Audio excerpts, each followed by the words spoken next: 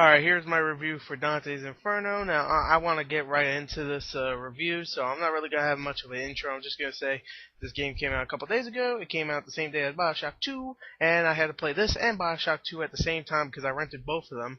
So, yeah, what did I think of Dante's Inferno? You have to figure it out. You know, it's a hack and slash, and you kill things in hell. So, yeah, figure that out. Anyway, yeah, let's go on to the review.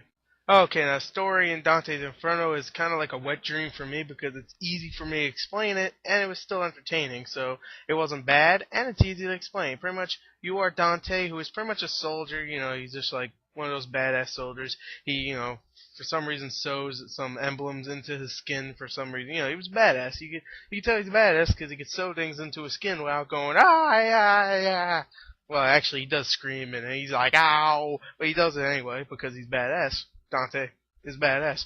So anyway, he's going back home, you know, because he's badass. He could go home to his wife and to his father, and then he goes home and finds out that his father has been killed, and his wife has been killed, and his wife's name is Beatrice.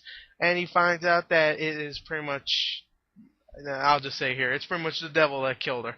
And now the devil brings Beatrice to hell, and now you have to go to hell to get her back, pretty much. Yep, it's pretty much the, oh, I lost a loved one, now I have to go get revenge or bring her back story. Or him story. Mostly her, though. Anyway, yeah, the story is simple, and I still enjoyed it, though, so, yeah, that's why I said it's like a wet dream for me. It's not bad, it's not fantastic, and it's not hard to explain, so, yeah. Anyway, yeah, the story's okay, so let's go on to sound. Okay, now sound in the game, the environment of hell and everything, you hear all the screaming of people going, ah, I'm burning, please help me, you're crushing my skull, you jerk, what are you doing?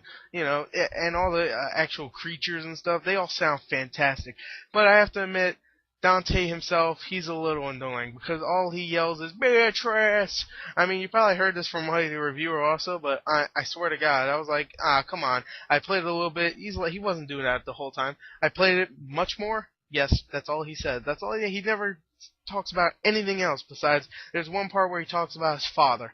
There you go. And then he goes back to Beatrice. So yeah, I couldn't really love the character couldn't really like the character besides that he's badass. So yeah, that's the only aspect I liked about him. Besides, you know, he never said any cool one-liners. You know, he's not the Arnold Schwarzenegger of hell. He's just, you know, bullshit. You know, anyway, you know, he was kind of annoying, but I did like the voiceovers for everybody else, even Lucifer himself or Devil, whatever.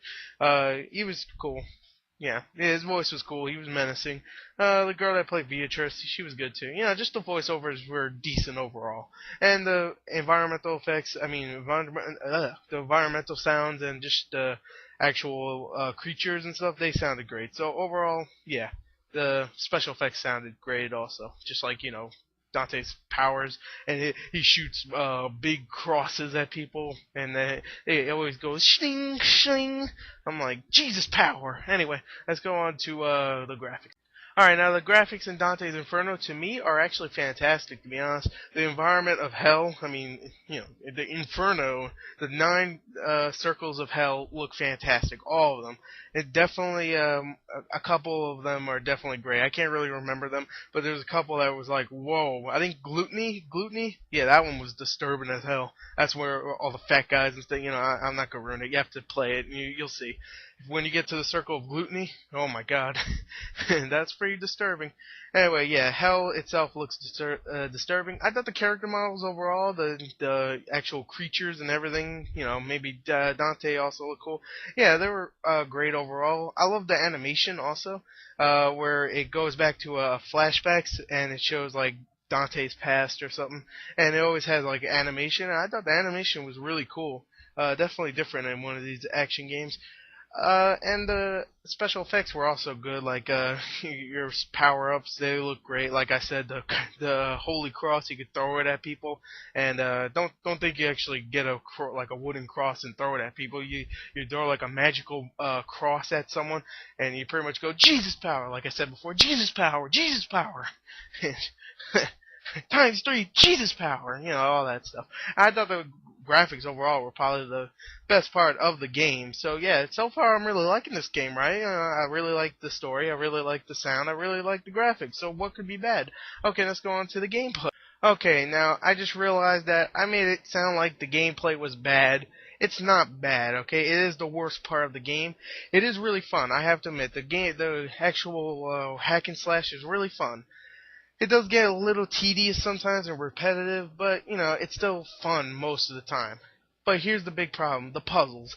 The puzzles and the platforming are bad overall. I don't like the platforming, and you know what, the platforming is okay, I just don't like the puzzles. The puzzles just really try too hard to be clever, and they try too hard to be God of War. I'm sorry, I have to bring God of War up into this, but God of War is what really started most games like that. I mean, there probably was a couple games before that did, you know, this, well, like a badass action game with some badass puzzles, but they really try too hard to make it, you know, awesome puzzles, because they're just annoying, and sometimes they're just like the camera angles are a little weird, so you won't be able to see what you have to move and stuff. I'm like, it's kind of weird, but overall the gameplay is still fun. I mean, you still have, you know, the Holy Cross, you know, Jesus power, all that stuff. You still have some cool hack and slash. You can also upgrade your powers with holy and unholy powers, which is kind of cool. And you also find people around hell, and you can actually either absolve them, which pretty much like brings them to heaven, frees all their sins and pretty much brings them to heaven, or you could just punish them and kill them, and well, obviously, and leave them in hell so they could burn for all eternity. And if you do the absolve, you get bonus souls, so you could bring that to upgrades, and you can upgrade yourself to holy and unholy, and it's kind of confusing, but there's upgrades, and you can kill people and get souls, and souls are pretty much currency for upgrades. So yeah, it's definitely a fun gameplay, but still, the hack and slash is really fun, even though it gets a little repetitive sometimes. But the puzzles overall I don't like, and the platforming I don't like. So yeah, it's definitely going to drop the gameplay down.